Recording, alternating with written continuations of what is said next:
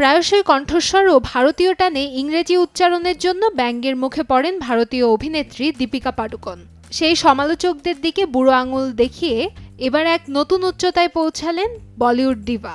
Meta AI এ official voice হিসেবে নির্বাচিত হয়েছেন Deepika. Hi, I'm Deepika Padukone and I'm the new voice of Meta AI. Meta AI মূলত একটি কৃত্রিম বুদ্ধিমত্তা যা গবেষণা, সৃজনশীল কাজ কিংবা তথ্য অনুসন্ধানে সাহায্য করে।